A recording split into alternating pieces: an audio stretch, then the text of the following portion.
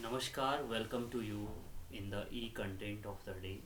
In this e-content, we will discuss about present perfect continuous tense. So, let's start the class of the day. Now, the name of the module is present perfect continuous tense. An action still on going और constant from the past to the present, यानी एक ऐसा action, एक ऐसा work, एक ऐसा कार्य जो चल रहा है, कांस्टेंट है, हैपनिंग हो रहा है, निरंतर चल रहा है, फ्रॉम द पास्ट, पास्ट से चल रहा है, लेकिन उसका सिग्निफिकेंस जो है, उसकी जो इम्पोर्टेंस है वो प्रेजेंट टाइम पर भी है. Next is the action has been continuing. कोई एक्शन हो रहा है, कोई कार्य हो रहा है, वो कंटिन्यू चल रहा है, हैपनिंग हो रहा है फॉर सम टाइम, कुछ समय से, एंड स्टिल कॉन्स्टेंट, और अभी भी वो निरंतर चलता जा रहा है, या कंटिन्यू हो रहा है, या हैपनिंग हो रहा है. Third point is in the present perfect continuous tense, time span pointed out और talked about for that action which has been occurring और इन प्रोग्रेस. जो भी एक्शन प्रोग्रेस में है, जो भी एक्शन ऑक्यूरिंग हो रहा है, उस एक्शन के लिए टाइम स्पन यानी समय अवधि जरूर दी होगी. Now identification of the present perfect continuous tense. तो अगर हम आइडेंटिफिकेशन की बात करें तो इसमें रहा है, रहा हूँ, रही हूँ आएंगे. लेकिन अब आपके दिमाग में ये चीज़ आ रही होगी कि रहा है, रहा हूँ या रहे हूँ तो हमारा प्रेजेंट कंटिन्यूअस टेंस में भी आया, लेकिन प्रेजेंट कंटिन्यूअस में आया है. यस, आप सही सोच रहे हैं. लेकिन इस प्रेजेंट परफेक्ट कंटिन्यूअस में समय अवधि भी दी होगी, नहीं, टाइम स्पन भी दिया होगा, और जहां पर टाइम स्पन दिया होगा तो आप समझ जाना कि प्रेजेंट परफेक्ट कंटिन्यूअस टेंस का यूज होगा. तो नाउ फॉर्मेशन की अगर बात करें तो सबसे पहले सब्जेक्ट, और सब्जेक्ट के बाद आइदर हैज़ बीन या हैव बीन, यानी हैज़ बीन सिंगुलर की कंडीशन में और हैव बीन प्लूरल सब्जेक्ट की कंडीशन में, और then ING form of the verb और प्लस ऑब्जेक्ट. नाउ अगर सिंगुलर सब्जेक्ट्स होंगे, with the singular subjects we have to use has been, और हैज़ बीन के साथ ING form of the verb यानी वर्ब की आईएनजी फॉर्म का use करना है. With plural subjects of the verb, और प्लूरल सब्जेक्ट जहाँ पर भी होंगे वहाँ पर हमें हैव बीन का यूज़ करना है, और हैव बीन के साथ आईएनजी फॉर्म का यूज़ करना है. नाउ जैसे आई, वी, यू, दे, ये प्लूरल सब्जेक्ट हैं सारे, यानी ये यहाँ पर जो फर्स्ट पर्सन है आई, वी, और सेकेंड पर्सन यू, और थर्ड पर्सन दे, इनके साथ हैव बीन का यूज़ करना है. और ही, शी, इट या कोई भी सिंगुलर सब्जेक्ट है तो वहाँ पर हमें हैज़ बीन का यूज़ करना है. फॉर टाइम स्पन, अगर टाइम स्पन की बात करें तो जब भी टाइम स्पन की बात होती है तो ये दिमाग में ज़रूर ध्यान रखें कि we have to use since and for. Since और फॉर का यूज़ करना है. अगर सिंस की बात करें तो before definite period of time, जहाँ पर भी डेफिनेट पीरियड ऑफ टाइम की बात आती है, यानी निश्चित समय अंतराल की बात आती है, निश्चित समय अवधि की बात आती है, पॉइंट ऑफ टाइम की बात आती है, तो at that condition we have to use as the since. और इस सिंस में जैसे since plus since Monday, since January, यानी डे हो सकते हैं, मंथ हो सकता है, ईयर हो सकता है, और मॉर्निंग, आफ्टरनून, इवनिंग हो सकता है, और कोई भी क्लॉक हो सकती, नहीं, 5 o'clock, 6 o'clock, 2 o'clock हो सकता है. कोई भी हॉलीडेज़ हो सकते हैं जैसे होली, दीपावली, ईद. कोई भी सीज़न हो सकता है, विंटर, समर, ऑटम, स्प्रिंग. और कोई भी अवस्था हो सकती है, अडल्टहुड, चाइल्डहुड एंड एट्सेट्रा. तो सिंस मंडे, सिंस जनवरी, सिंस 2015, तो इस कंडीशन में जो भी ये डेफिनेट पीरियड ऑफ टाइम है, जो भी ये डेफिनेट पॉइंट ऑफ टाइम है, इन दिस कंडीशन हमें हमेशा टाइम स्पन के साथ सिंस का यूज़ करना है. इसे आप ध्यान से ज़रूर देखें और ज़रूर सुने. Next is for. Use of for यानी अनसर्टेन पीरियड ऑफ टाइम, जहाँ पर निश्चितता न हो, अनिश्चितता हो, यानी before indefinite period of time, जहाँ पर निश्चितता न हो, तो उस कंडीशन में for plus numeral adjectives. Numeral adjectives यानी 1, 2, 3, 4, 5, 6 to 100 एट्सेट्रा, एनीथिंग एल्स. तो for 3 days, for 5 weeks, for 5 months, for 3 years, for 5 decades, यानी डिकेट्स यानी दशक से, और डिकेट इक्वल टू 10 years, और फॉर 5 hours और फॉर 5 minutes. तो इस कंडीशन में हमें हमेशा फॉर का यूज़ करना है, यानी किसमें, प्रेजेंट परफेक्ट कंटिन्यूअस टेंस में. Now next example is as the positive sentence of present perfect continuous tense. When we talk about the formation, तो फॉर्मेशन में सबसे पहले सब्जेक्ट यानी जिसके बारे में बात हो रही है, और सब्जेक्ट के साथ या तो हैज़ बीन या तो हैव बीन, यानी हैज़ बीन का यूज़ सिंगुलर सब्जेक्ट के साथ और हैव बीन का यूज़ प्लूरल सब्जेक्ट के साथ, और प्लस आईएनजी फॉर्म। और आईएनजी फॉर्म हम जैसे और वीडियोस में भी डिस्कस कर ही चुके हैं कि वर्ब की फर्स्ट फॉर्म के साथ आईएनजी लगाते हैं। कोई भी एक्शन वर्ड है, उस एक्शन वर्ड के साथ अगर हम आईएनजी लगाएंगे तो जो एक्शन हो जाएगा वो कंटिन्यू में चला जाएगा, इसीलिए ये प्रेजेंट परफेक्ट कंटिन्यूअस टेंस है। और आईएनजी फॉर्म हमें फर्स्ट फॉर्म में ऐड करना है। देन ऑब्जेक्ट यानी जो भी कर्म हो रहा है, जो भी काम हो रहा है। देन सिंस या फॉर, या तो सिंस का यूज़ करना है या तो फॉर का यूज़ करना है, और टाइम स्पेंड का यूज़ करना है। For example, I have been teaching in the class for 2 hours, मैं 2 घंटे से क्लास पढ़ा रहा हूँ।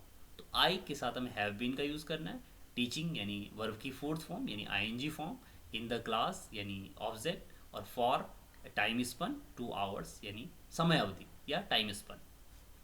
Now Suman has been living here since 2015, Suman यहाँ रह रही है कब से?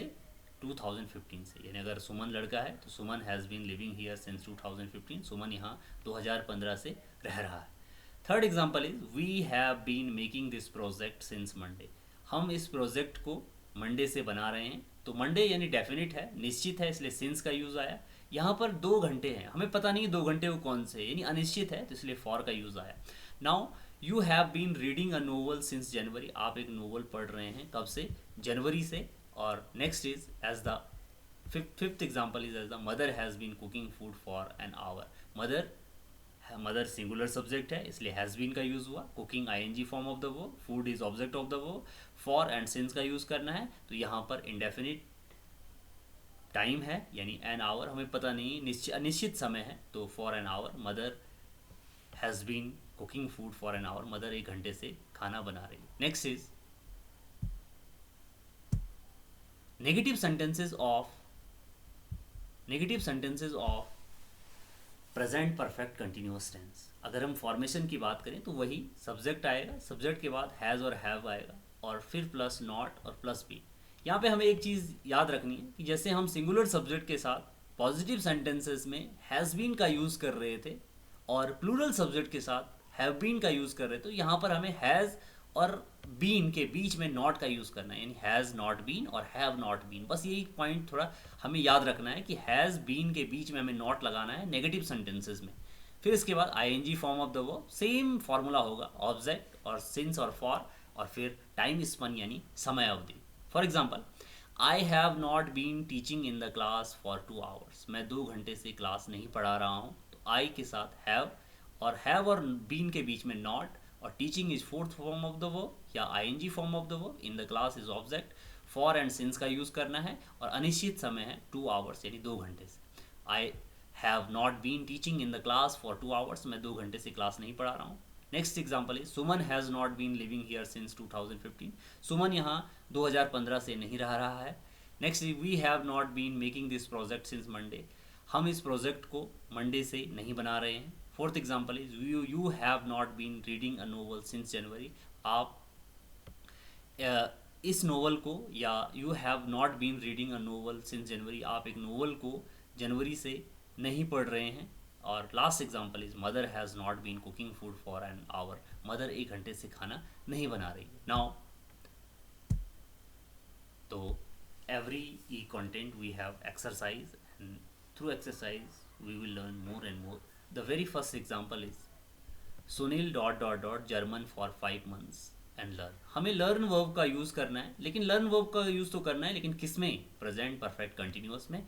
तो प्रेजेंट परफेक्ट कंटिन्यूअस में हमें ये ध्यान रखना है कि हमें पता है कि हेल्पिंग वर्ब कौन सी यूज़ होगी, हमें पता है कौन सी फॉर्म यूज़ होगी वर्ब की, मेन वर्ब कौन सी यूज़ होगी। तो now the example is Sunil ... German for 5 months, तो आपने बताना है इसमें कौन सी फॉर्म यूज़ होगी और फॉर्मेशन क्या होगी। तो आंसर इज सुनील, तो सुनील सिंगुलर सब्जेक्ट है, has been, Sunil has been, learn ING form होगी, Sunil has been learning German for 5 months. Second example is children ... in the playground since 7 o'clock, बताएंगे क्या यूज़ होगा। यहाँ पर यूज़ होगा चिल्ड्रन, प्लूरल सब्जेक्ट है, चिल्ड्रन का सिंगुलर होता है चाइल्ड, और ये प्लूरल सब्जेक्ट है, तो चिल्ड्रन प्लूरल है तो हैव बीन का यूज़ होगा, तो children have been playing in the playground since 7 o'clock. Third example is the brother dot dot dot for 2 hours. हमें यूज़ करना है स्लीप वर्ब का और हेल्पिंग वर्ब का भी यूज़ करना है. तो ब्रदर सिंगुलर सब्जेक्ट है, तो the brother has been sleeping for 2 hours will be correct answer. Third example is Nisha dot dot dot for his father at the school gate since afternoon.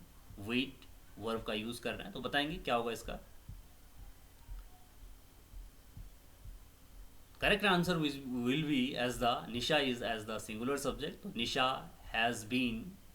Has been हमें waiting verb का use करना है, तो Nisha has been waiting for his father at the school gate since afternoon.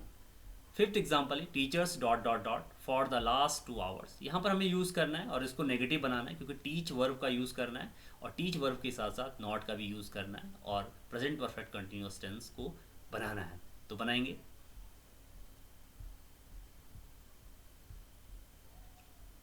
तो यहाँ पर होगा teachers plural subject है तो टीचर्स हैव आएगा.